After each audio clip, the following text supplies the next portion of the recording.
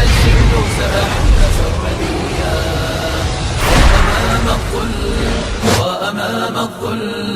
وأمام الظلم إعصارا عتيا. What is actually going to stop you preaching? What will have to do to stop you? Just build me a grave. Build you a grave. You're not going to stop.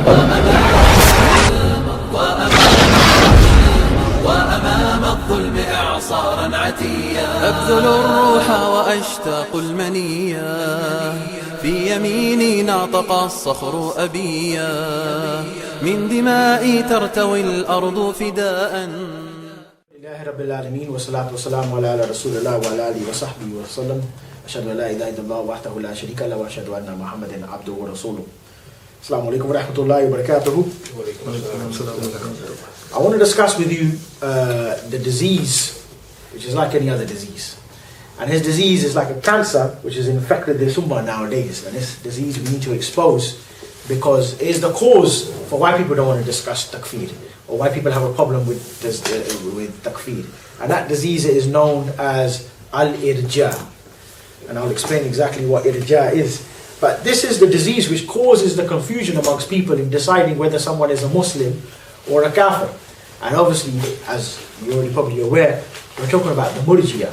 Because we've discussed now Iman in accordance to the understanding of Ahlul Sunnah wal Jama'ah. And we're clear upon that. We give so many evidences. It doesn't take a rocket scientist to work all of that out. But we need to discuss the roots of irja and murji'ah and how that has become, has affected people nowadays. In order for us to stay away from it. And also we want to discuss about who are the Khawarij, so we don't become like them. Is it really the case that the person who makes takfeer, that he's from the Khawarij? Can't be the case. Because when we discussed about those people who do make takfeer, we found out there was a lot. Abu Bakr, Umar, even the angels, even the wives of the Prophet. Yeah. And when we discussed about those people who don't make takfeer, is it only the people who are muwahhid? No, even the Jews, they refuse to make takfeer. Remember I mentioned that? The Jews, they refuse to make takfeer upon the mushrikeen of the Quraysh. So we need to discuss what is irja. Irja, it comes from the adverb al-arja. Al-arja'a, which means to delay something or to exclude something. Yeah? Amongst the juristic scholars, irja, it means to take out action from the name of Iman. And the one who does this, we call this person a murji. Murji is singular, and plural, the murji'ah. As a collective body, the murji'ah, who separate action from Iman. So as a result of that, they will never call anybody fasik. They will say that the person is not fasik, and we will not kafir, and we will leave that until the day of judgment. So they will never call anybody a murtad. And they will say we leave it to Allah, because we believe Iman is only inside the heart. So anything which is action, whether it be from the verbal or whether it be from the physical actions, they exclude that from Iman. And the best way to describe Iman as understood by the Murji'ah is basically to say, take the Quran, rip it up, go and throw it in the bin, swear at Allah, swear at the Nabi, do all of the kufr and the shirk, bow down to the White House, you're a mu'min. Sounds extreme, doesn't it? But that's exactly what irja is. Do whatever you want, you don't go outside the fold of Islam. That is the murji'ah. Oh, have you got your thing? Actually, no. Yeah. Can you unplug that, yeah? It's on your TV. I'll explain to you about the origins of the murji'ah. The origins of the murji'ah, they started in the year 4 and 5th Hijri. And, almost killed me, but it's alright. I want me to takfeer upon you. Yeah. The origins of the Murji'ah, they began in the year 4th and 5th Hijri. And when we discuss about them, we discuss two groups of Murji'ah. The first, which I've written on the board, is known as the Murji'ah Gulat. They are known as the extreme Murji'ah. And these have been called kafir by the likes of Imam Ahmed bin Hanbal, by Abi Abid, and Waqi ibn al-Jarrah. And those origins come from a number of people. These are known as, when we say Murji'ah Gulat, we mean the extreme Murji'ah, but we mean the juristic Murji'ah. These are also known as the Murji'ah al-Mutakallimun. The Murji'ah al-Mutakallimun, Also, you can call them the Murji'a al-Fuqaha. Murji'a al-Fuqaha. Excuse me, no. We only call these ones the Murji'a Mutakallimun. Murji'a Fuqaha are the Asha'ira, which I'll explain after I've explained all of these. So who are these people now? Jahm bin Safwan, he is one of the founders of this school of thought of the Murji'a. And he believes Iman is only inside the heart. As you see what I've done, I've drawn on the board where the Iman is. Heart, saying and actions. And here I've written 3 of the names of the founders of the Murji'a. So you got Jahm bin Safwan, Muhammad bin Karam, and Bishr. Jahm bin Safwan, from him there came a sect known as the Jahmiyyah. The Jahmiyyah, and from Muhammad bin Karam there is a sect known as the Karamiyya. Both of them are Murji'a. Both of them separate action from Iman. What do they differ in though? Jahm bin Safwan, he said Iman is only inside the heart. Iman is only inside the heart. Whereas Muhammad bin Karam, he's from the Karamiyya, and he's a kafir in fact as well. So there's a bit of takfeer for you, yeah? He's from the Ghulat Murji'a, meaning the extreme Murji'a. What does he say? He said that Iman is only on the sayings. Iman is only on the sayings. Bishr, he agreed and disagreed with both of them. How can that be? How can someone agree and disagree with both of them? He said Iman is on the sayings as well as the actions. Sayings on the heart and the sayings, but not on the actions, excuse me. Now, you have something called the Murji'a Fuqaha. Before I just jump to that, we have something called the Khawarij and the Ahlul Sunnah wal Jama'ah, which are in between the Murji'a. Khawarij, they believe Iman is on heart, sayings and actions. Ahlul Sunnah wal Jama'ah, Iman is on the heart, sayings and actions. However, for the Khawarij, they believe that Iman only increases and it doesn't decrease. That's one little arrow just to show you it increases, but it doesn't decrease. But they believe it can be negated by anything kufr, shirk, as well as anything sin. So for example, one man was walking in the marketplace, a pig touched his leg. They said, you're a kafir because of that. Literally, they've done that. He's walking in the marketplace and a pig touched his leg. He said, wait, what's happening? Oh, you just touched my leg by accident. No, you didn't. You're a kafir. You know what I mean? Somebody, he dropped his dates on the floor. Somebody had dates. He said, did you pay for them? He said, no, I thought they were free. They fell from the tree. Kafir, you stole. It's completely crazy. Yeah? Where Ahlul Sunnah wal Jama'ah, we believe that Iman increases with good deeds, decreases with bad deeds. They're created by anything kufr, shirk, or nifaq akbar. Not by kufr asghar and not by shirk not by kufr asghar or shirk asghar. Now the Murji'a Fuqaha, those are the Murji'a Ghulat, which you need to understand who they are. The Murji'a Fuqaha is where the main problem is, which we need to understand. And they are known as the Asharis, founded by Ibn Hassan, come on, his name now. Abu Hassan al-Ashari. I always get confused between him and Maturudis. These are the Murji'a Fuqaha, but they're not the Murji'a Fuqaha, meaning some juristic understanding of the Murji'a. These are known as the juristic Murji'a al-Fuqaha.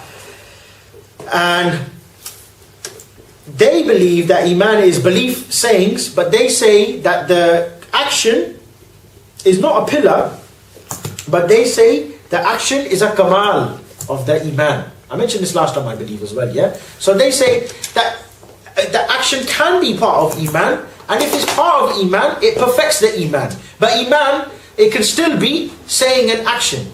Abu Hassan al-Ashari himself, however, he changed. Before he died, but he changed, he renounced this Aqidah, but his students, they carried on.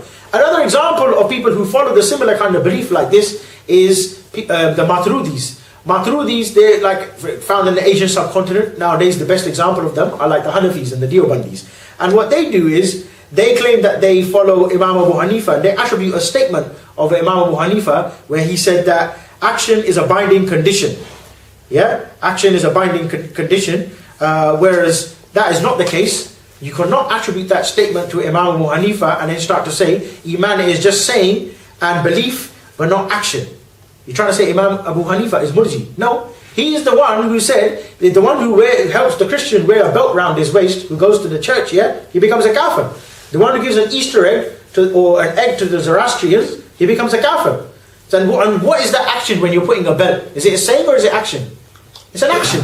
So if he said that the action is only a condition, shart kamal, because that's how the Ash'ari they like to describe the iman. They say iman, the action is shart kamal, meaning if you have the action, it's nice. But if you don't have any actions, then that is not the case. Whereas we understand that there's different types of conditions, those which are binding and those which are recommended, like the salah I mentioned to you, has condition that you have wudu.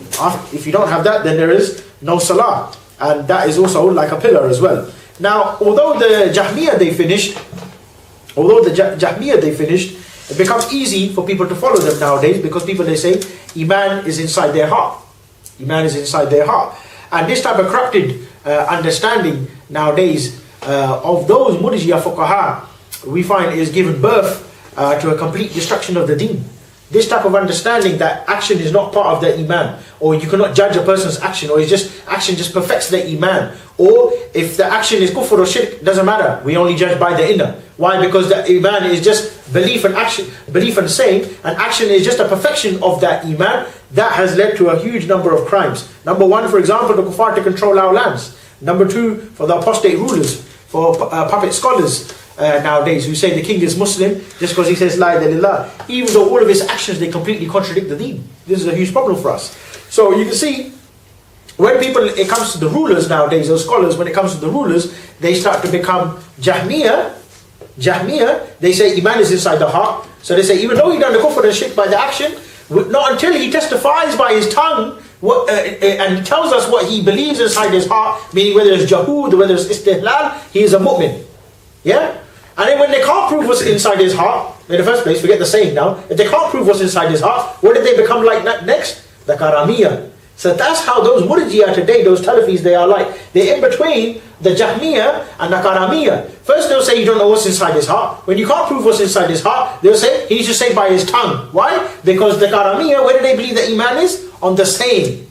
You see? That's not to say that they are the Jahmiyyah or the Karamiyah, but this is how people, they start to behave nowadays. What are the consequences of al-irja? Just to explain that just briefly. First of all, the consequences of al-irja is that the actions will be completely destroyed. Yeah? The actions will be completely destroyed. Because if actions are not a part of iman, you can do whatever you want. You want nightclub? You go nightclub. You want to go drinking? You can go drinking. You want girlfriend? You can have girlfriend. You can do whatever you want. Why? Because the actions are no longer part of the iman. Secondly, any akam which means ibtila, that would become dispraised. What does that mean? Meaning any action which means I'm going to face ibtila, meaning some test from Allah, people will start to say, Aki, why you want to do that thing for? Why you want to go and speak against the ruler for? Why you want to go and remove the occupation from the Muslim lands? Aki, where's the benefit in this? Yeah? Or you're going to bring harm. Where's the hikmah in this? Why? Because they don't understand that that action is ibadah. So this irja, or delaying, or separating something from iman has huge implications. Third point is that people, they will say and do kufr. Because what does it matter then after that?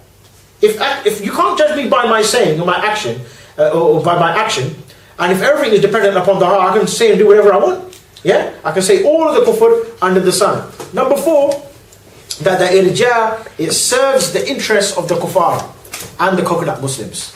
You can add that one in there, yeah? Write that on your paper. The interest of the kuffar and the coconuts, yeah? Why? Because what's the obstacle for the fasik? The obstacle for the fasik who wants to drink, who wants to smoke, is you the muwahid. You the da'i, you the mujahid, you the one who wants to instill the sharia, you the one who wants to call for revival for Islam. He doesn't want places like Afghanistan to have sharia. He wants nightclub, he wants to have Bollywood, Hollywood, he wants to have all of that type of culture. That's why people, they say, they complain. We had so many demonstrations recently calling for sharia inside the Muslim lands. People who are supposed to be from that country start demonstrating against us. They said, you people are going to take us backward. We want secular democracy. We want freedom. What kind of freedom you want? The freedom of America? You want freedom of Britain? What kind of freedom you want? How come you don't want Islam? And for the kafir, it's in his vested interest as well. If action is not part of iman, meaning you don't have the sharia, you don't have Islam, then for him that serves his vested interest, because he doesn't want the return of the sharia. And it's in the interest of the kafir for us to have this British version of Islam, where it doesn't matter what you say or do. You give an oath of allegiance to the Queen. You join the British Army. You become policeman. You join the MI5. Why is it a problem, all of these things? Because those are actions which negate our iman. Nothing to do with belief matter now. I can believe inside my heart, I hate it all day long. But what do I say by my tongue? You see? The oath of allegiance, I asked my brother once. We asked a number of Shaykh, what do you say about this? You know, the wording of the oath of allegiance said, I do solemnly swear, and they say, by my God, and then in brackets on the form it says, by your deity, and you bring your own book if you want as well. Yeah? So you mention your own God, so you say, by Allah, that I will give oath of allegiance to the Queen, that I'll uphold her, I will uphold her laws, and I will defend them, and I will fight for them, and I will kill for them, whatever it is, yeah? I will be prepared to die for them. Now someone, Buddhishi, you know what, he will read that, and they will say, well, it doesn't matter, I hate it from the heart. No. We don't care. You can hate it from the heart. Yeah. Someone he could hate Musaylama all day long as well. Somebody he could hate the fact that he was doing whatever XYZ action it was. Still, we have the examples of Rasulullah, how even in his own uncle Abbas, how he treated him as a kafir.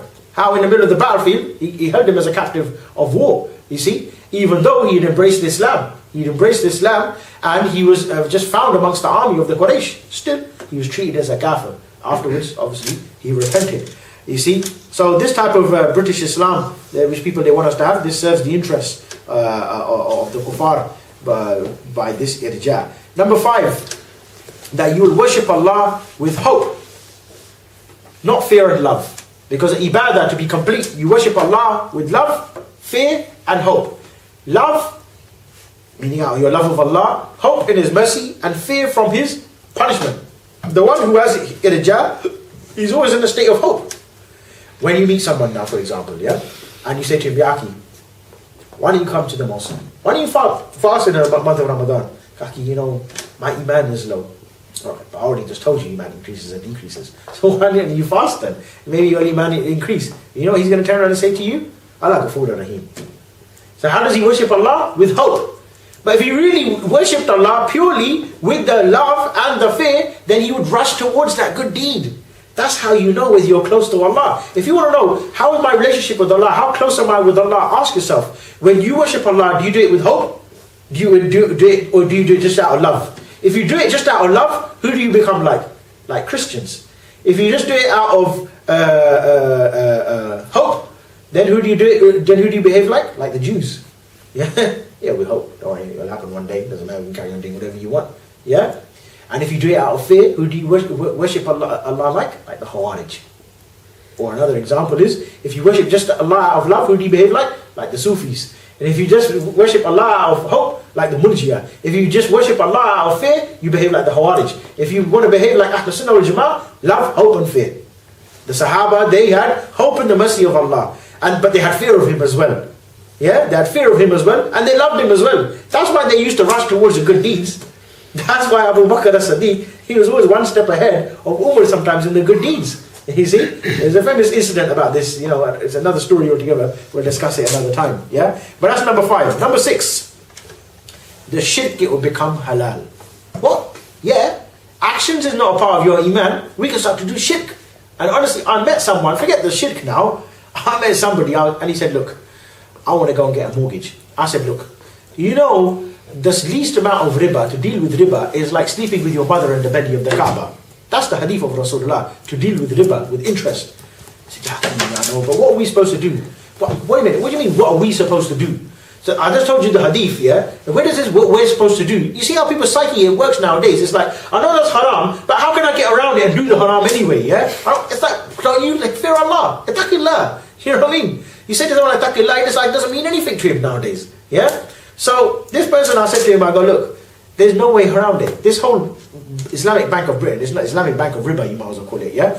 Why is it halal? For something to be halal, they said it's a fatwa. A fatwa has been issued that this mortgage is allowed. So then before that, fatwa is when there's a hukum shari is not clear cut. Meaning before it must have been haram. What made it halal then in the first place? If you're saying, no, it's never been haram, it's just, they just took no. What they done was, they changed the name of it. And instead to call it interest, they just call it fee. Yeah? More than a third-party contract. Not allowed to have 3 third-party contract at all within Islam. Another topic altogether. Yeah? Anyway, after banging my head against the brick wall with this guy, you know what the guy said to me? He said, no, I've got a solution for all of this, yeah? The solution is, I become kafir for 1 day. And then I do the haram, and then the next day I take shahada. I said, I never thought about things like that. MashaAllah, you become Shaykh on Islam. Why don't I think about that? I can do that all day long as well. I do all the haram, all of the kufr, all of the shirk. Next day take shahada. I said, what day are you planning on doing? And I think, he thought, well, maybe Friday, you know, that's my day of work. I said, not bad, you can go to the nightclub as well, you can have a girlfriend, whatever. But just remember, Munkar and Nakir, they might come to you at any time. Angel of death, Malik al-Maut might come to you at any time, and you'll be inside the grave, and then on the last need that you died, Allah going to account you for that. He said, yeah, actually, I'll think about that.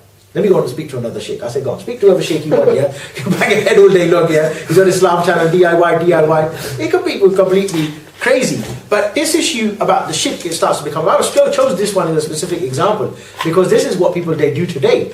What is the biggest fitna in this country, which people, they bang their heads about and debate all day long? Go on, you take a guess. Happens every 4 years. Voting. Elections. Yeah, good one, yeah? Not the halal meat. Even the halal meat, people are saying KFC is halal. Just say Bismillah. Because the Colonel's got a moustache, a beard, lahia. Yeah, I don't understand that one, yeah? Colonel has got a lahia. Yeah, I said, but he's got a moustache, he hasn't trimmed it. You know what I mean? He said, no, this one is Brelvi. I said, okay. Colonel is Brelvi. I don't understand that one, yeah? What do people, they say? They say, look, we say that, look, voting is not... What is the process of voting? Voting is to choose somebody or who's going to work on your behalf, who's going to go inside the parliament and legislate law and order. And you say Allah is Al-Hakam Al-Adl. He's the only one who has the right to legislate. So you're directing an attribute of Allah to man. That is shirk. If I say to you, for example now, Allah the provider and David Cameron, what do you call me? Mushrik. It's shirk. You didn't judge by my heart, you judge by my saying. What do they say? They say the argument is, either number one, you can just hate it from the heart, which is completely wrong. You can't just hate it from the heart. Yeah? Or they'll say, voting is the lesser of two evils. What do they mean by lesser of the two evils? They say, look, we got Conservative, Labour, the gay party and the lesbian party, yeah? Because I can't remember what those ones are, so I just make them up. And then you got the BNP. Ooh, the BNP, they're so strong and so big. The BNP, they go and beat everybody up. If the BNP, they come into power, they would beat us up, kick us out, and chuck us out of the country. Okay? By your own analogy, what is the lesser of the two evils? For you to become mushrik or to be beaten up? What is it? To be beaten up. You'd rather get beaten up than become kafir. So by your own analogy, we should not vote and let the BNP come into power. How does that sound? And in the first place, BNP, I would love the BNP to come into power. BNP said for everybody who, when they come into power, they'll pay everybody 5 to 10 grand to leave the country. I don't even got 5 grand in my bank account. You want to give me 5 grand to leave? I'll leave. I'll even do 2.5 grand I'll do it for. You know what I mean, yeah? They'll let us go to Afghanistan. They'll let us go back to our own countries. But MI5 won't even let you go back to your own country. What are you talking about? They'll stop you at the airport. Yeah? The Americans, they've got their bases over there. They won't let you go back. All the Muslims go back to their own countries. And more than that, we got it on record. We judge by the apparent, even though Kafir is a liar. Mr. That porky pig, what's his name from the BNP? Nick Griffin. Mike? Yeah. Yeah, dog. Nick Griffin, he had a debate with Abu Hamza. And they said to him, after the debate, someone said to him, "You're racist," to Nick Griffin. He said, "How can I be racist?" He goes, "A lot of Pakistanis, they accuse me of being racist. But for your information, somebody from Mirpur, in this country, from Mirpur, rang me up the other day. He said, 'Oi, white, honky, B, yeah?' Like the illegitimate, son, they call it a bastard, basically, yeah? Yeah, so obviously, most kuffar, they are bastards, by the way, yeah? Because they're illegitimate sons, yeah? So they said, 'Oi, bastard,' yeah, basically, yeah? When he says, talk about you're going to send us back to our own country, Nick Griffin, he explained it very well. Sheikh Nick Griffin, he said, yes, we will let you go back to your own country, but guess what? We will open up trade routes for you. You'll still be able to trade with Britain.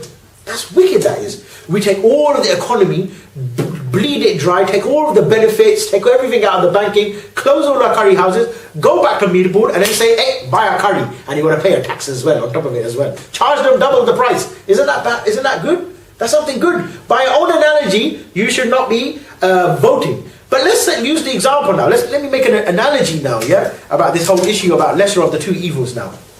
Here we are talking about shirk. I'm going to give you two examples which are less than shirk.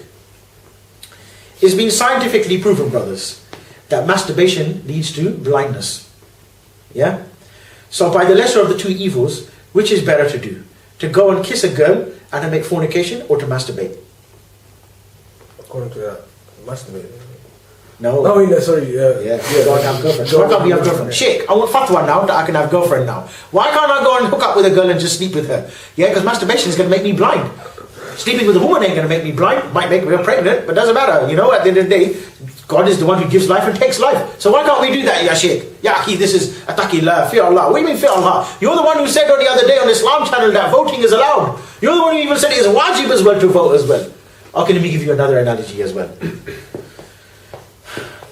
There's a gang, Nigerians. Pick on the Nigerians. They've taken over North Wheezy and South Wheezy and West London and East London as well, both E3 and E1. Alright? They've taken over all our areas and they've given us a choice. You've got to choose the lesser of the two evils. Two pips. They're going to come into power, but both of them are going to have prostitutes. Which one are we going to choose? The Pakistani one or the Christian one?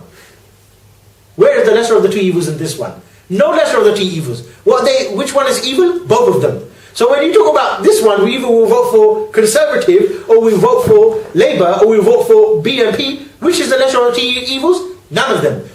All of them, they are Shirk Akbar. What's the lesser of the two evils? Is no evil. Don't vote, you stay wahid.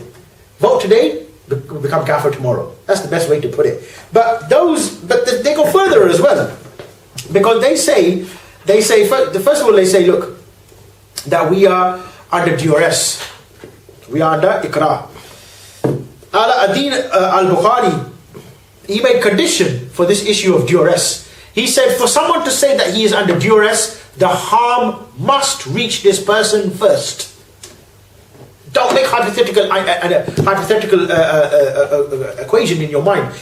If they come into power, they might come into power tomorrow. First of all, if none of the Muslims they voted, Britain is a very multicultural society. BNP are not going to come in power. By your own analogy, they're not going to. By your own understanding of politics and how they work, but according to the Kuffar newspapers, BNP are not going to come into power. They only have a stronghold of maybe one council in the entire country. How are they going to come into power? So by that analogy, they're not even going to come into power. And more than that, first of all, the ikrah, it doesn't exist.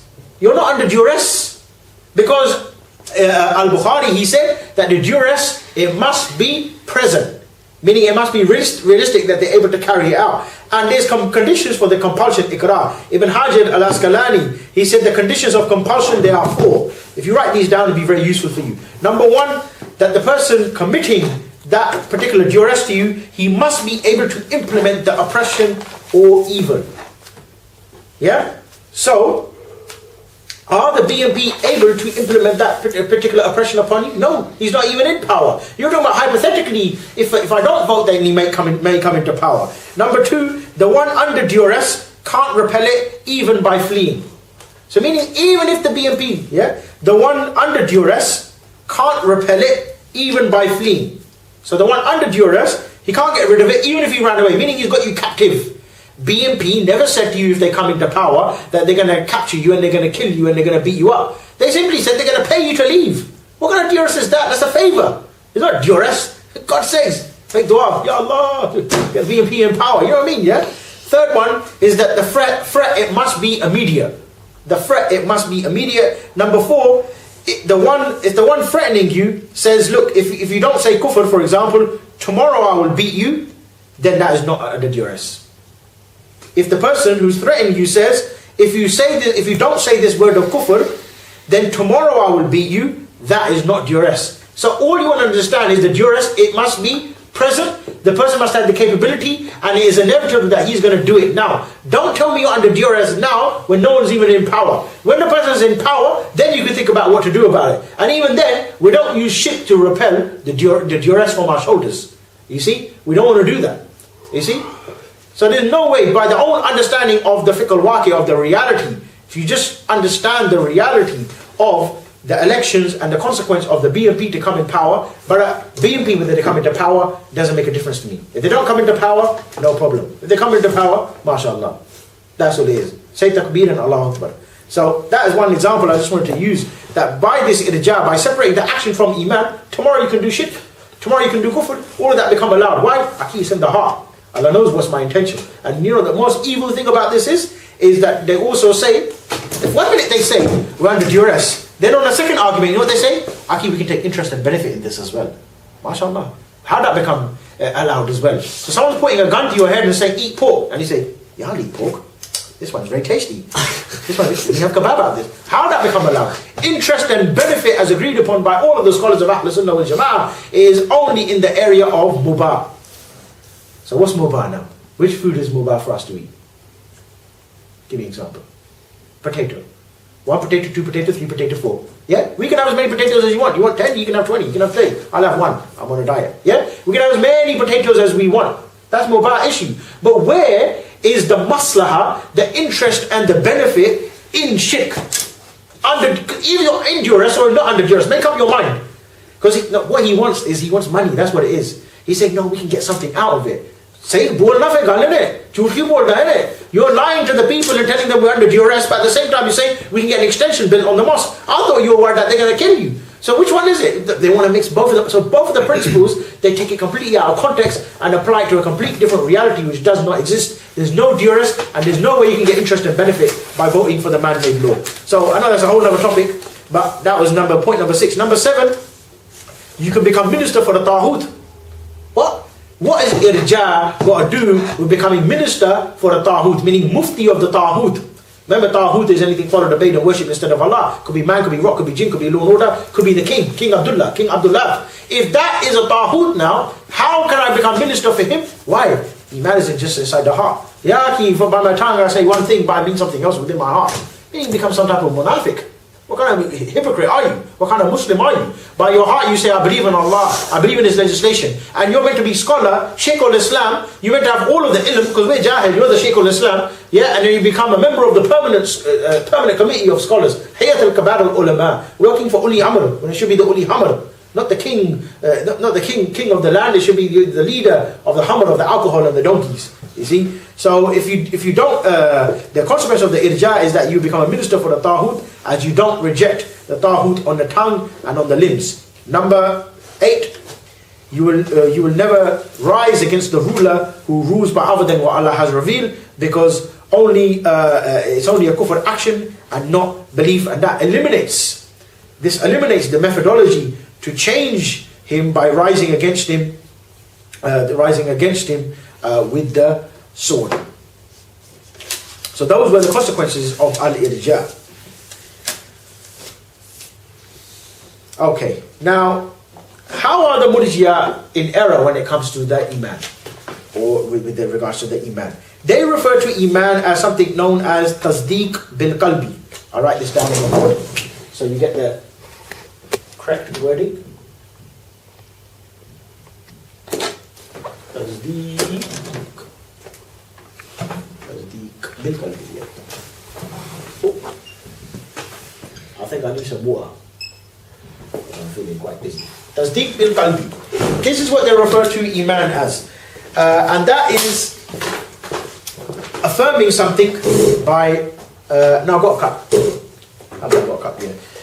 They affirm it by belief in the heart, but they don't mean belief in the heart how we understand belief inside the heart, meaning have to have hidayah and conviction. They believe it only in the linguistic sense. Imam Shafi, when he explained iman, Imam Shafi, he said, Jazakallah khair.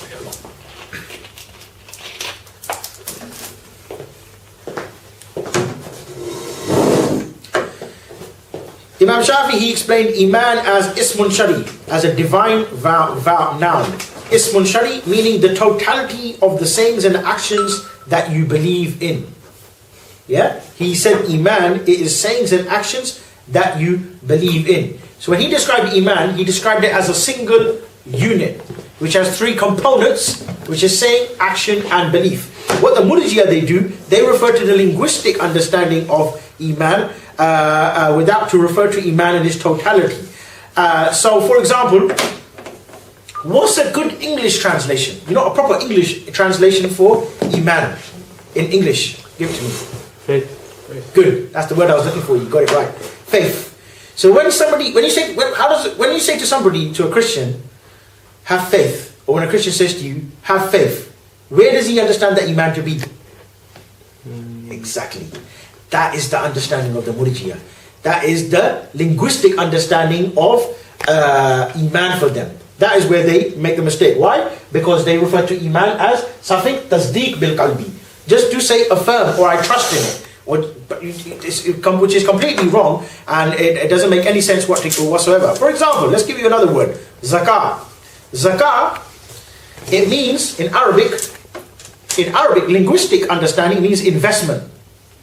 But zakah in the Sharia has a completely different meaning. It has particular nisab, it has particular conditions. When I say zakah to you, what do you understand? Zakah is in the money that you take, which is owed to maybe the poor, the weak and the needy, or maybe zakat al-fitr, or whether it's the zakat al-mal from the fasting in the month of Ramadan, zakat al-fitr. You give that, which is obliged upon you to give. So you understand in a completely different sense, whereas they refer to it as something completely different. Kitab al-Iman of Ibn Taymiyyah, he said, Iman is a Shari'i name. It is a Shari'i name, meaning is a name within the Sharia used by the legislator to indicate a particular thing. It combines the totality of the sayings, the actions and the conviction. So when we said saying, action and belief, you know what we were doing? We were simply elaborating. We were explaining it. And there's no problem with that. But don't start to classify Iman as saying action and belief as separate, because that's where the irja will creep in. This is where the murji'a fuqaha, they made a mistake. They said action is shart kamal of Iman. So if you want to, all you want to understand is Iman is one unit, and it consists of saying that is Iman. Yeah, the saying and action and belief is one unit. If you want to classify, if you want to elaborate, no problem. This is the saying, this is the action, this is the belief. But if you want to classify it, this is completely wrong. For example, Tawheed. Tawheed is what? One or two? One. When you say Tawheed, Wahidullah, what do we mean? One God. Yeah? We worship one God. But if we want to classify Tawheed, what do we call them? We say Tawheed al-Rububiyyah, Tawheed al-Uluhiyyah, Tawheed al-Asma Sifat. Is that wrong or is that right? There's nothing wrong with that. That's fine. That's simply elaboration. And to make classification, no problem. But if I start to say now, for example, there's only something called Tawheed al-Rububiyyah. And if you got Tawheed al-Rububiyyah, that's enough for you to become a Muslim. Is that correct? No. If I say you only believe in Tawheed al-Asma Sifat, is that correct? No. But if I say Tawheed al-Rububiyyah and Uluhiyyah and Tawheed al-Asma Sifat, that is Tawheed, that is correct. So I can make classification and I can make elaboration just for the reason of explaining it. That's not a problem. But when you start to classify Iman and start to make it all separate types of divisions and start to say one is Shart al-Kamal, that is where the Ash'ira and the Maturidiyya, the Murji'a Fuqaha, that is where they make the mistake. Forget the Murji'a Gulat. We're not concerned with them. Murji'a Gulat, they went outside the fold of Islam a long time ago. In the year 4th Hijri, they went outside the fold of Islam. But as far as we're concerned, that is how we understand the Iman. And Imam Shafi, he said in Kitab al-Ilm, in Kitab al-Ilm, he said, Iman is a Sharia term that indicates sayings, actions, and conviction. Saying, action, and conviction. And more than that, one last hadith in regards to this, hadith in Sahih Muslim, reported by Abu Hurairah, that Rasulullah sallallahu alaihi wasallam, he said, Iman, it has 70 odd some branches. The highest of them is to say La ilaha illallah, and the lowest of them is to remove something harmful from the road. And haya, shyness, is a part of Iman. Very famous hadith. I'm sure you've heard it a million times. Now you hear it 1,001 times. But here we can understand that Iman, it has particular levels. No problem to elaborate. So what did this hadith, what did Rasulullah do in this particular hadith? He elaborated. Elaboration of Iman. That Iman, it can have different levels. Some of them are small, some of them are big. Not a problem. But did he say, Iman is just shyness? No. Did he say Iman, the shyness is separate from the Iman? No. He said Iman has 60 or 70 odd branches. So that is what you need to understand. Because I don't want you to make this mistake now, that we gave evidences for saying actions and belief and start to make the separation. Otherwise you fall into the mistake of the Ash'ira. Now, there's one matter which I need to explain to you with regards to irja and how this is a problem nowadays. Some issues of irja with regards to judging someone's kufr nowadays. Whenever the Ahl Bidah and the Ahl Hawa, the people of innovation and the people of desires, and when I say Ahl Hawa, this is a term, which is so abused, honestly, yeah? Because people, they say, this man, he is smoking, he is Ahl Hawa. He swore, he's Ahl Hawa. Someone swore, we don't call him Ahl Hawa, yeah? We say this man is Ahl Fisq. Yeah, Ahl Fisq wal Ma'asi, the man of sin. But whenever the Salaf Salih, whenever they used to refer to Ahl Hawa, who would they refer to? The people of ration. people of the mind, people who refer to their brain. Yeah, so the Mu'tazila, they use their ration to explain the text. So Ahl Bid'ah wal Hawa, when they speak about terms, they always describe it as something known as al-lathul mujmal. Al-lathul mujmal, which is known as an abstract term. An abstract term. And what they do nowadays with regards to this area of kufr, especially in the area of kufr, is they say there is something called kufr ittiqadi and kufr amali. Kufr saying, or kufr action, and kufr belief. And this is completely wrong. If you want to elaborate and explain what is kufr amali and kufr ittiqadi, no problem. We say iman is free. But we also say the kufr can occur in all three. For example, if I say in my heart I don't believe in Allah, what is that? Kufr akbar or kufr duna kufr? If in my heart I don't kufr akbar. If I say by my tongue I don't believe in Allah, what is that? Kufr akbar or kufr asghar? Kufr akbar. If I bow down to another idol, yeah, and I believe that is God, that is kufr akbar. So here we need to understand kufr, it can occur in any one of those three ways. Now what did I just do? All I simply done was I made elaboration on the issue of kufr. There's no problem with that. But problem becomes today where some people, they start to say we have kufr itiqadi and kufr amali, and if the kufr amali is there, we cannot declare the person kafir until the kufr itiqadi is established. And this is completely mixing the haqq with the batil, and they're not making any elaboration whatsoever, because what the Ahl Bidah they do is they mix their poison. They mix the poison of understanding the particular terms and start to use abstract terms without making any tafsil, without making any elaboration. Whereas when we talk about any terminology within Islam, it has two particular pillars which you need to be aware of. And these two pillars are known as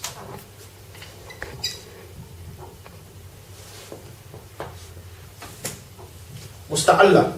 These are two conditions for any particular term which we define within the Sharia. Oh, that was meant to be a 1. That would be a 1. That just looks like rubbish.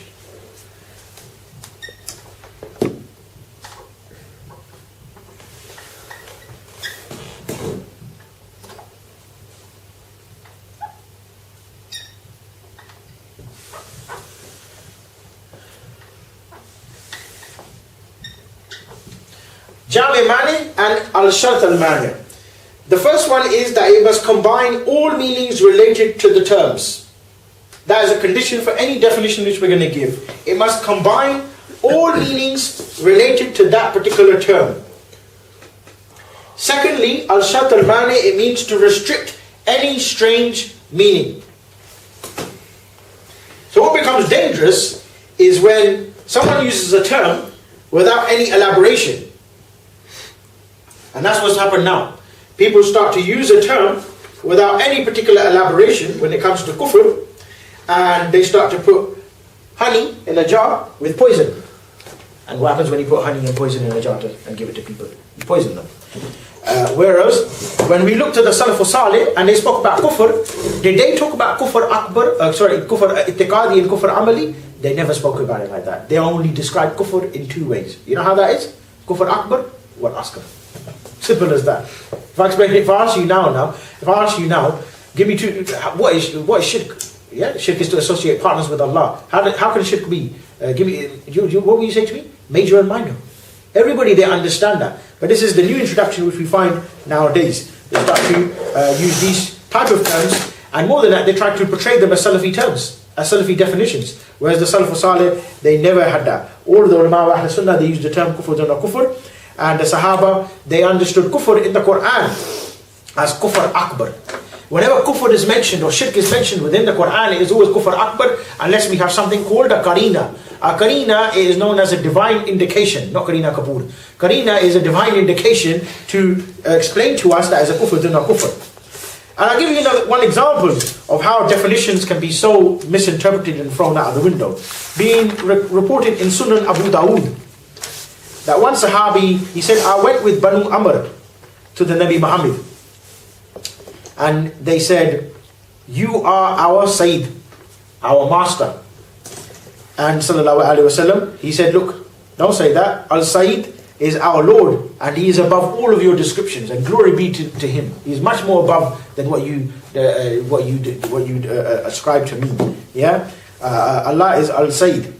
Then they said, you are the greatest virtue. You are the greatest thing that ever happened to us. Sallallahu alaihi wasallam, he said, say some of your sayings. I mean, say some things that you want to say, no problem, but don't let it entertain the shaitan. Meaning, understand what you're trying to say. You're trying to say, I'm very good, I'm very nice. Not a problem, yeah? But don't be excessive in that. The shaitan will become happy with you. So, what we understand is, from this hadith, is that he rejected any term that didn't fit the correct meaning. So the term, it must fit that particular meaning. So when we talk about kufr, your mind only goes to one area. Kufr akbar or kufr askar. Don't start to say now, yeah, he done kufr by the action, but yeah, we know it's kufr akbar, but it's kufr amali. You start to completely mix all of the terms all together. And this is where people become confused. They study the books about nawaqid al-Islam, about those things which take you outside the fold of Islam, and then afterwards when you say to them, look, this person done kufr akbar, according to your own books. Go and read the book of Tawheed by Salih al-Fawzan. In there, when he speaks about kufr, shirk and nifaq, he explains it as akbar and askar. No, find me any book of the Salaf Salih where they talk about kufr and shirk. Akbar and askar. Simple as that. It could have different branches. Kufr can occur in different ways. It could occur by rejecting, could be by mocking, but it can occur in different places as well. We said that Iman has a particular place, Kufr has a particular place as well. Say, action and belief, but don't start to make this separation between the two.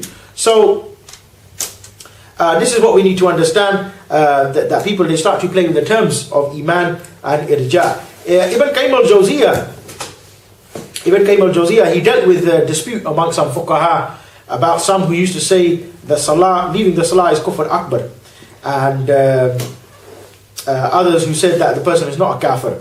And he said you can't identify someone as a kafir till you know what these terms, like Iman, what they mean. Yeah?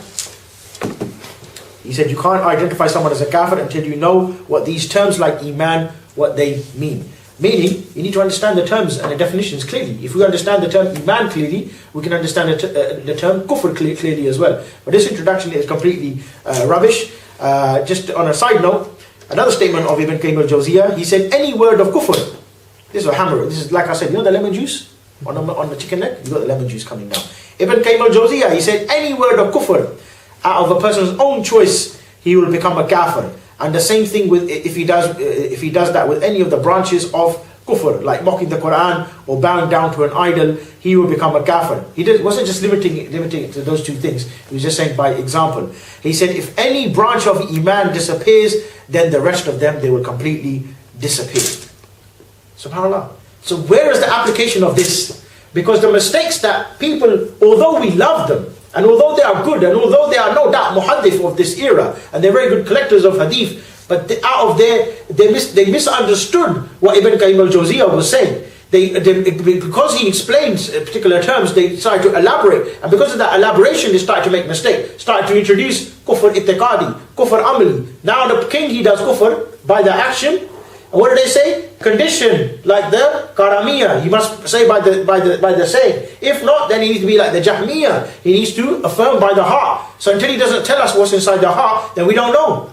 That is a complete, that's like what can I say? That's like a license for the king to do whatever he wants. I can do whatever I want, but I never said it by the tongue. Who in their right mind is going to go, it's like a light, you're giving it like a free green light. I can do whatever I want now, but I've got one way of getting around it, so long as I never said it. You see that? And we're not concerned about the akam in relation to the aqidah. We already mentioned this, yeah? In relation to the aqidah, that's for Allah to judge. But in this life, how are we going to judge somebody? You can't judge no one now. Why? Because you never looked inside the heart. And I can give you some quotations of one individual who's made these mistakes. And this is in one cassette known as cassette Min Manhaj al-Khawarij by Sheikh Nasir ad-Din al-Albani. He said if someone dies on the Tawheed without doing any of what he was asked, if someone dies on the Tawheed without doing any of what it wants from him, will he be takfeered upon and thrown to the hellfire forever or not?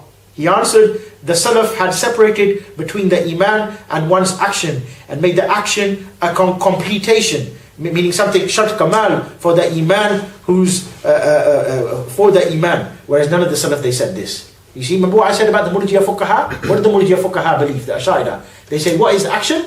Shart kamal. This is exactly what Sheikh Nasir al-Din al-Albani, rahmahullah, we love him for the sake of Allah, but this is the mistake that he made by not understanding what Ibn Qayyim al-Jawziyah was speaking about. In another cassette, he said, Sheikh Albani said, if a Muslim commits kufr in action without kufr in his belief, then he'll become a kafir without doubt. If a Muslim commits kufr in action, if a Muslim commits kufr in action with a kufr in his belief, then he'll become a kufr without doubt. But if he commits kufr in action without the kufr in belief, then he won't become a disbeliever, because this kufr is called kufr amali, kufr of action, and not kufr ittiqadi. And this is the cassette Al-Kufr Kufran by Sheikh Nasir al-Din al-Albani. So this is a mistake. And not just him, but there was other people nowadays like Rabi ibn Hadi al-Madkhali, they believe exactly the same thing. Another cassette of his, well, we're not calling Albani a Murji, but definitely he had irja in this issue. He was mistaken in this issue, and obviously we ask Allah to forgive him. But this is, but this is the problem which has been manifested by all of those students of people like Albani, and all of those people who are you know, at the epicenter of those Talafiyun nowadays. He said in the same cassette, to differ between the two kufrs, kufr amali and kufr ittiqadi, is to look at the heart. So if the heart is mu'min and the action is kufr, then the status in the heart overtakes the status in the action, which means he is a mu'min, which is completely rubbish and completely not accepted whatsoever. So we classify the kufr to occur in the area of iman. We classify the kufr to occur in the area of iman, just to elaborate and explain to the people. So if you want to say that kufr can occur in the saying, and give examples, and in the belief, and on the limbs, not a problem. But don't start to separate it. Don't make a separation just to justify your irja, and not to make takfir on the kufr akbar, because iman, it can be negated on any single area. The next topic which we need to study now is about the Khawarij. So we understand who are the Murji'a now. So you understand what is the Murji'a, what's wrong with the Murji'a, what do the Murji'a make the mistake in regards to Iman? They separate action from Iman. Yeah? And amongst them you've got two types of Murji'a. Murji'a Gulat, extreme Murji'a who are kafir, and Murji'a Fuqaha. The irja on our time, where people start to say the king, he is mu'min even though he done kufr action, this stems from the ideas from the Murji'a Fuqaha, from the Ash'ari and those Maturudis, where they say belief is saying action and belief, but the action is shart kamal. Kamal meaning it completes the iman. But if you don't have it, you're still a mu'min. So when it comes to the kufr and the manifestation of judging a person's action, what do they say? They do it the other way around. They say, well, no, he done kufr action, but he's got belief inside the heart, therefore he's a mu'min. You see? So although you read the books and they all say iman is saying action and belief, and none of them actually, even if you ask them that, hold on a minute, do you believe it is shart kamal? No. But when it comes to the manifestation of now judging someone's kufr, they start to have this irja. Wherever they make tawakkuf, wherever they stop and they don't make the takfir, another story altogether. But now you can begin to understand why is it that people, they don't make takfir nowadays. Why are they so scared of making takfir? Why? Because people are completely confused. We got all of the books talking about Nawaqid al-Islam, but where's the manifestation of that? Go and ask some of those Saudi sheikhs nowadays. He gives you the whole negations of iman. Now can you give me an example of somebody who become apostate in the last 12 months? No. How come? You're a sheikh. Surely you must meet people who commit kufr. Don't you watch the news? Don't you watch the TV? No, I just live inside the king's palace. No wonder that explains a lot to us then, isn't it? Why you don't know anyone who's become kafir. What about somebody, okay look, so you said in the book, not written by you anyway, by Abdul Wahab, but you gave the shadow of it, the explanation of it. The one who joins, the allies with the kuffar against the Muslims, he becomes kafir. My cousin, he joined the British army, and he's going to go fight inside Afghanistan, and he's going to kill Muslims. And on top of that, he's going to give an oath to the Americans, and say, God bless America. Yeah? And he wasn't singing, La ilaha illallah. No, he said, God bless America. Is that kufr akbar or not? Yaki, this is kufr amali, not kufr ittiqadi. It's complete rubbish. So this is where the irja occurs with those Talafiyun nowadays. You see? That's why when you speak to them and you say to them, Yaki, they'll say to you, Yaki, you need to study the basics. Okay, what's the basics then? La ilaha illallah. What does la ilaha illallah mean? Meaning you need to make kufr on ta'hud. A'udhu billah. Yak, what's this? What's this? Yeah. How you make takfir? Yani, yak. We don't even know the basics. Yeah? I said, well, what's the basics then? Yeah, you just study about the basics. Okay, what's the basics then? I said, alright, okay, let me catch you out then, right? You know the hadith of Jibreel alayhi salam when he came to the Nabi Muhammad sallallahu alayhi wa sallam in the form of a man, and he asked him the question, tell me about Islam, tell me about Iman. He said that Iman is to believe in Allah, believe in the angels. Okay, tell me the name of the 54th angel. I don't know the name of the 54th angel. How you study the basics then, ya Shaykh? Yani, nam, aki. You don't know anything then, you see? You caught him out there, you see? Don't talk to me all about all this, aki, what's this? When you study the basics.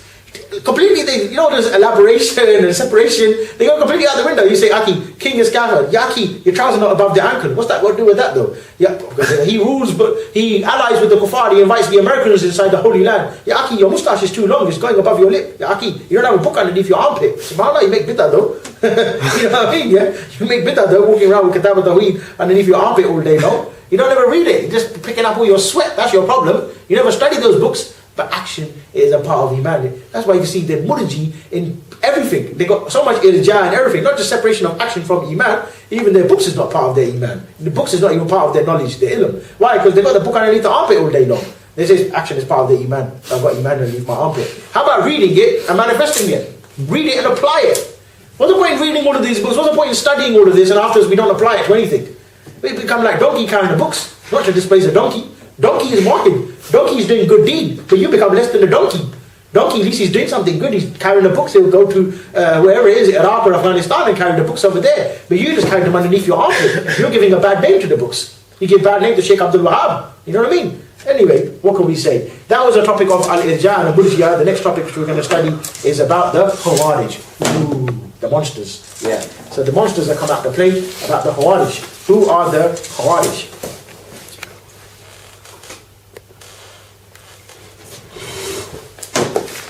So, Bismillah, been reported by Abu Sa'id al-Hidri.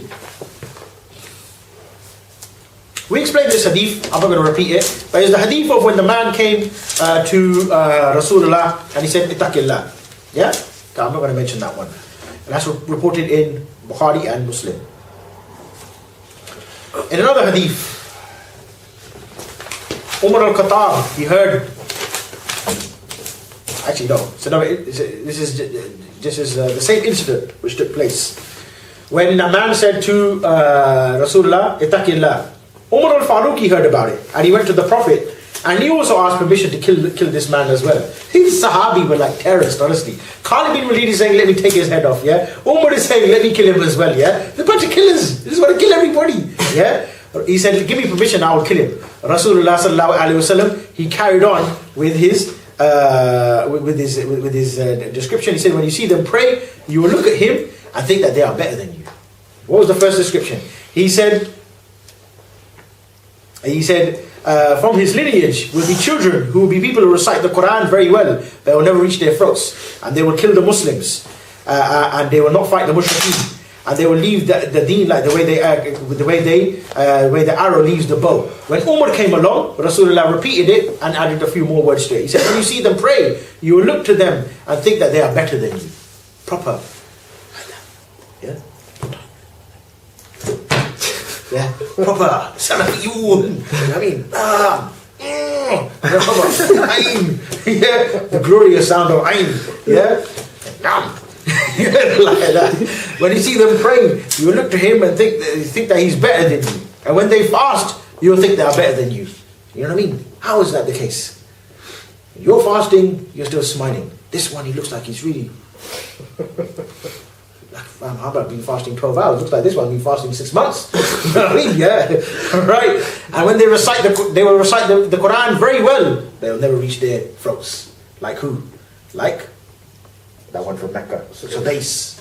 The man who gave the information, the names of the Mujahideen to the Saudi government, and they got arrested as a result of that. You see? The man who went and sat with Musharraf, the murderer, the terrorist, Musharraf Kutta Hai, that one, yeah? The Musharraf inside Pakistan and led the prayer for the Pakistani army before they went and killed Muslims inside Afghanistan. And on top of that, sitting there making dua with Musharraf as well. La hawla wa la quwwata illa billah. You see? The one who came and opened up Masjid Darar, Whitechapel Mosque. We call it Masjid Darar because they got an award, Masjid Darar, Masjid of Hypocrites.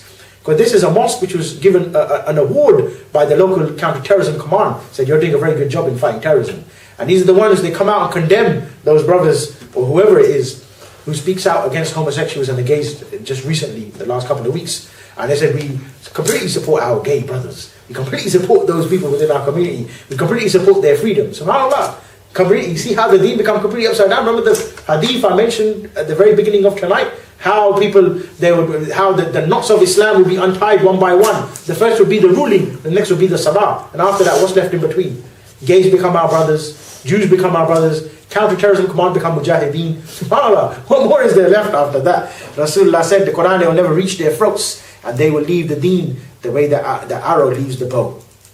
Imam Ali, he said, I heard the messenger say, talking about the Khawarij, he said there will be people whose recitation cannot be compared to anybody else. Yeah? Personally, I never liked Sudais, to be honest. I prefer Shatri and Gandhi. Gandhi reminds me about Jihad. Shatri is very nice as well. I like him, yeah? But it's another one I like as well. I've forgotten his name now. He's a very good one. Who's Gandhi? Gandhi. Waleed or Gandhi? No. The other Gandhi. Saad al-Ghamdi. Saad al-Ghamdi. Saad. It's very nice. Listen to that one. Listen to that one. It's very good. Shatri is good as well. My favorite one is Al-Ajmi. That's the best. He's the man. Idris Abkar. Have you heard of him? Yeah, he's very good as well. Very good as well, yeah. Another one I like is Abu Hajar al-Iraqi. He's the best. That's the worst one, isn't it? He's yeah. the best. Yeah. And Uthman ibn Abu Hamza. That's another good one as well, yeah. Yeah. Mullah Omar there. There's a couple of others as well, yeah. Okay. He said there will be people whose recitation cannot be compared to anyone else. It will be the best. And their salah cannot be compared to anybody else. Yeah. Their fasting cannot be compared to anyone else. They'll be the best. They recite the Quran thinking that it's an evidence for them. Ya akhi, I got my dalil. But it will be an evidence against them. Ma'idah 44.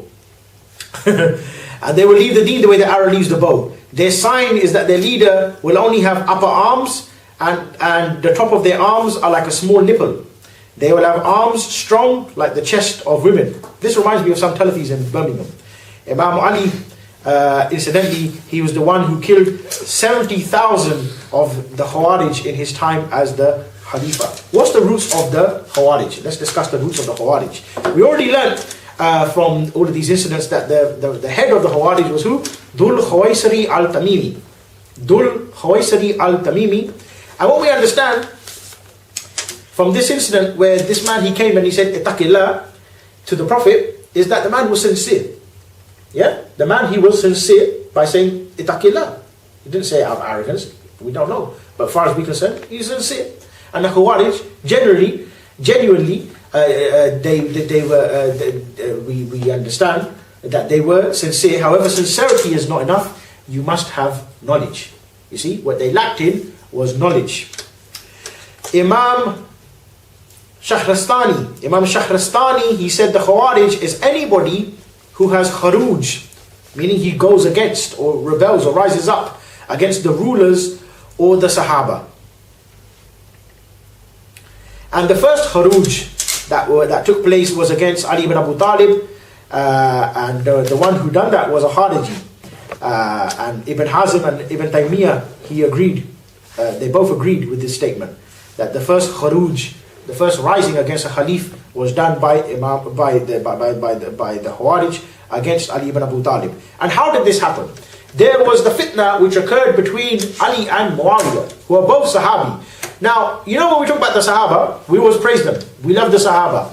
But the Sahaba, they have particular fadail, particular virtue. And some are more closer to the haqq than others. So when we discuss the dispute of Ali ibn Abu Talib, we do not say Ali is correct and Muawiyah is wrong. No.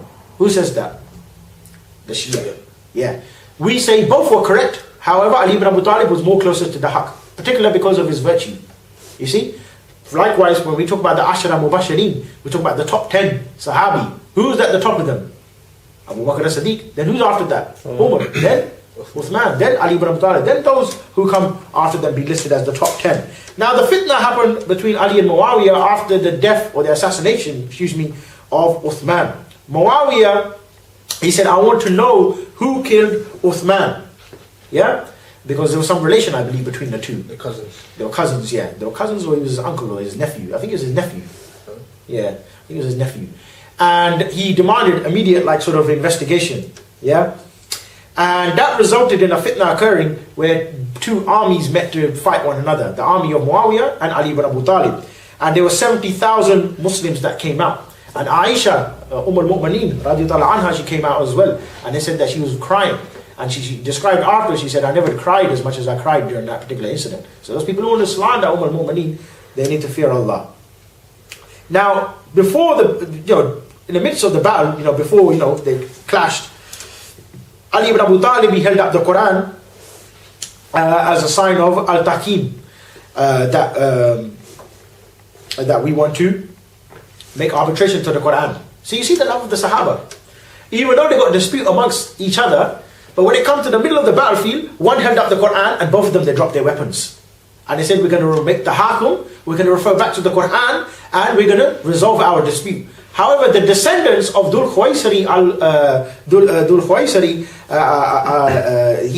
they rejected that. They rejected that completely, and they started to gather together. Ali and Muawiyah, they stepped down, and they said, look, what we're going to do is we're going to resolve our dispute, and in between that time, we will appoint a new leader. We will appoint a new leader. The Khawarij, they rejected this. And they quoted Surah Yusuf, Surah 12, verse 40, إِنَ الْحُكْمُ إِلَّا لِلَّهِ. The right of legislation is for none but Allah. So you can see from all what we're describing here now, it's so easy for somebody, Talafi, to read about the history of the Khawarij and start to apply it to us, because we believe the king is Kafir. We believe ruling by other than what Allah has revealed is Kufr Akbar. Yeah? But however, what Ali and Muawiyah did was not Kufr Akbar and not Kufr Asghar. Not at all. What they done was absolutely correct.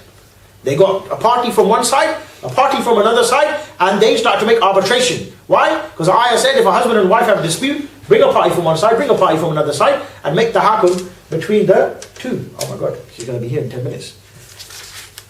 Okay, don't worry, it won't take long, yeah? The Khawarij, they rejected and they went on a faraway hill, and they believed they had more ilm than Ali ibn Abu Talib, even though Rasulullah, he described Ali ibn Abu Talib as a city of knowledge.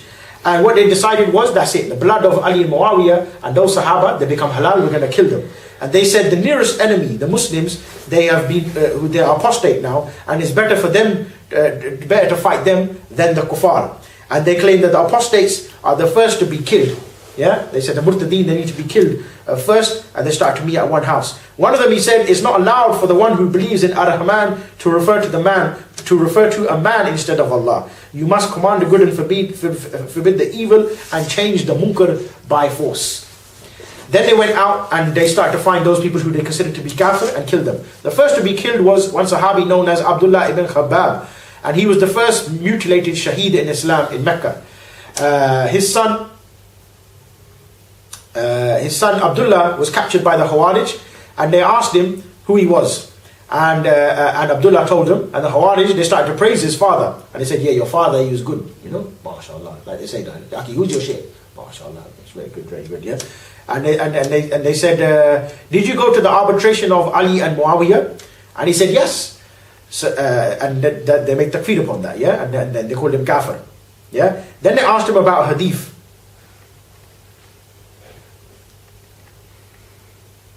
They asked him about hadith, and they asked him about a particular hadith, and he said, there will come a time when sitting is better than standing. It's a long hadith, I don't have the full narration. And then they killed him, and they cut off his head, and they captured his wife, who was pregnant, and they tied her up to a date tree. They tied her up to a date tree, and a date dropped nearby her. Then they asked her, did you stay with Abdullah after the arbitration? She said, yeah. They said, you're kafir as a result of that. They killed her, they cut open her stomach and killed the baby. And they said, that is the punishment for apostasy. Then one man, he was walking by, and he picked up the date that had fallen. And they killed him for that as well. And they said, eating of another's date without to pay for it, this is kufr akbar and takes you outside the fold of Islam. Then they went into a market, and a pig touched the food. And they said, this is fasad in the earth. Then they captured and killed the owner of the pig. Now, after hearing this, Ali ibn Abu Talib, he said, I'm going to kill all of them. And he killed 6,000 of them in that battle. But he lost that battle at the end. Then after that, the Khawarij, they started to fight and kill the Sahaba, and Ali ibn Abu Talib, he went after them. But before that, the people, they came to Ali ibn Abu Talib and said, there are people who make khuruj against you, and they are coming to fight you. And he said, leave them, I will not fight them until they fight me. You see Ali ibn Abu Talib? Got some hikmah there. Abdullah ibn Abbas, he went to the Khawarij and he started to debate with them. Abdullah ibn Abbas, he's food, he can smash anybody up in the debate. And they said, are you gonna discuss with us? They said, we heard you are a man of good ta'wil. Yeah, so they praised him. And they said, we want to ask you about three matters. They asked, what are you going to say about the one who refers to a man instead of Allah? Abdullah ibn Abbas, he said, what's the use for a man when Allah's word is already risen? So they said, MashaAllah, good, now, very good Salafi. Then they asked about the arbitration of Ali and Muawiyah and about fighting them. Yeah, and then they asked, if Imam Ali does not say he is Amir al-Mu'mineen, then does that mean he is Amir al-Kafirin? Ali ibn Abu Talib, he debated with them with the ayat from the Quran, and he argued that look, if there's a dispute between two families, then you bring a member from one side and another from another side. And he quoted the ayah regarding obliging taking the booty when you fight them. So this one, he completely hammered them, because now he said, you said you're going to go and fight Ali ibn Abu Talib and Muawiyah. Are you going to now capture al-Mu'mineen as Sabi in the battlefield? This one, he completely destroyed them now. You're talking about al-Mu'mineen now. You're going to take her as Sabi, as booty, because it's been obliged upon you to take booty within the battlefield. And he said, regarding your saying that if Imam Ali does not say he is Amir al-Mu'mineen, then that does not make him Amir al-Kafirin. And he reminded them that the Prophet, he took off his title of Rasulullah in the treaty in the treaty with the Kuffar, even though he was a Rasulullah, and he refuted their arguments. After he done this, 2,000 out of the 6,000 Khawarij, they left them and they went with Ali ibn Abu Talib. Then, however, battle it commenced, and then we learn about the assassination of Ali ibn Abu Talib. 3 of the Khawarij, they gathered together in Mecca, conspiring to kill 3 Sahaba. They were known as Ali ibn Abu Talib, Amr ibn al-As, and another Sahabi. Amr ibn al-As, he was one of the arbitrators. I can't remember on which side, whether it was Muawiyah or on the side of Ali ibn Abu Talib. They did succeed with 2 of those. They didn't succeed with Amr ibn al-As and the other one, but they did manage to assassinate Ali ibn Abu Talib. All 3 of those assassins, for your information, were the descendants of Dhul Khuwaisari al-Tamimi. And one of the assassins, his name is Ibn Mulzim. Ibn Mulzim, he is one of the assassins, and he entered Mecca and he was planning to kill Ali ibn Abu Talib. And he entered the masjid while Ali ibn Abu Talib was in his salah. And he struck Ali on his head with a sharp knife. And they said the head of Ali was open and bleeding very heavily. So it was a fatal wound. Then the man, after he stabbed Ali in the head, the man, he started to run away. Ali ibn Abu Talib, he said, don't let him run away. There will be fitna like the fitna of Uthman. You see, even on the deathbed, yeah, he was concerned. Don't let there be any fitna on the earth. Try and find who this man was. Kulthum, she said, oh enemy of Allah, how dare you kill Ali ibn Abu Talib? And he was captured. Abdullah ibn Jafar, he captured him. And you know what he did? We know what they done. What the man done when they captured him? The man, he started to make tawbah. Yeah, he said it was the duty of every Muslim to kill Ali ibn Abu Talib. And then he accused them of fasad in the earth, and he said the punishment for those who cause fasad in the earth is to be crucified, or to have your hands and legs cut off on opposite sides. Anyway, they started to cut his hand, his legs, and then his eyes, and he still didn't make tawbah. And then they were about to cut his tongue. And you know what he said? He said, don't cut my tongue. I want my last words to be La ilaha illallah. See, even on so how did they worship Allah? They worshipped Allah out of fear and out of hope. Yeah? But what they didn't have was knowledge. What they didn't have was knowledge. And they said when he died, on his head they noticed that he had a sign of sujood like no other person. So when it comes to ibadah, they were very, very tough, very, very strong, but they went on an extreme level like no other. There's many names for the Khawarij, which I'm going to give you.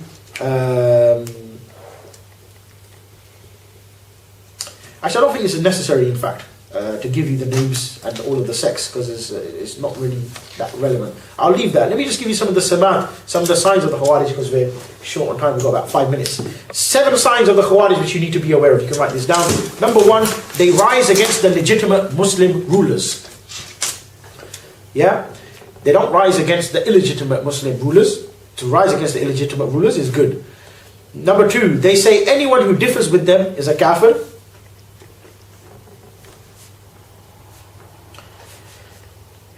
Because they claim they are people of the haqq, and if you differ with the people of haqq, you are a kafir. They believe they are people of haqq, and if you differ with them, you become a kafir. Likewise, they say they are people of Iman, and if you differ with them, you become a kafir. Number 4, 1, 2, 3, 4. Number 5, they reject arbitration of any Muslim, and even if it means to go to a Muslim judge.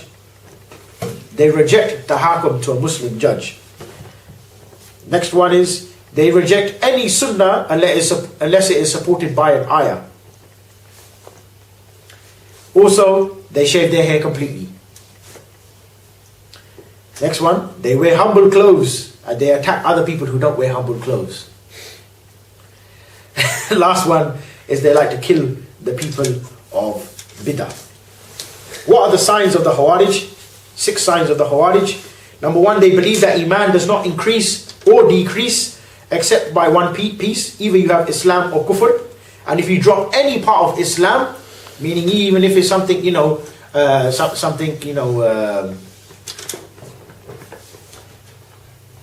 something small, something recommended, then you become a kafir. If you do some fisq, you become a kafir. If you do haram, you become a kafir. Number 2, they believe that anybody who does a big sin, he is a kafir. Number 3, they believe that anybody who commits a small sin and insists on it, they are a kafir.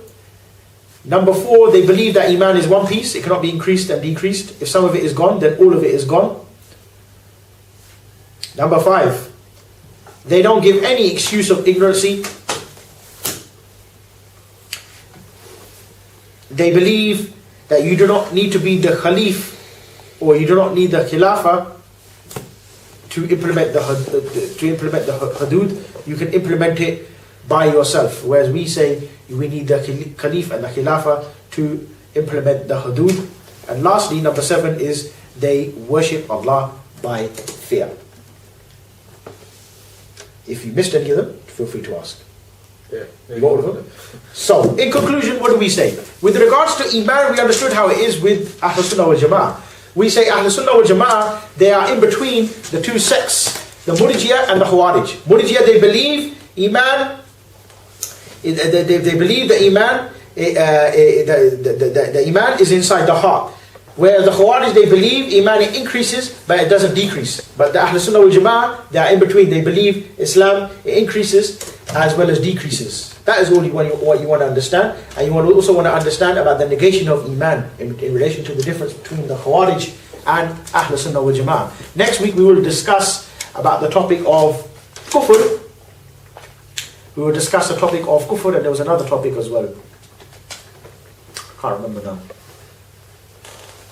There's a topic of Kufr. I'll let you know anyway when I figure it out. It's in my notes at home. So next week we'll carry on Nawabit al-Takfeer. After we discuss Kufr, we're going to discuss about the preventions of Takfeer. I think we'll start Kufr and preventions of Takfeer next week. So those will be our 2 sessions next week. If there's anything good I said, they was all from Allah. If there's any mistakes, they were all but my own. I ask Allah to forgive you, and may we benefit from all of our studies and be able to implement what we know more than what we just read and just what we write, inshallah.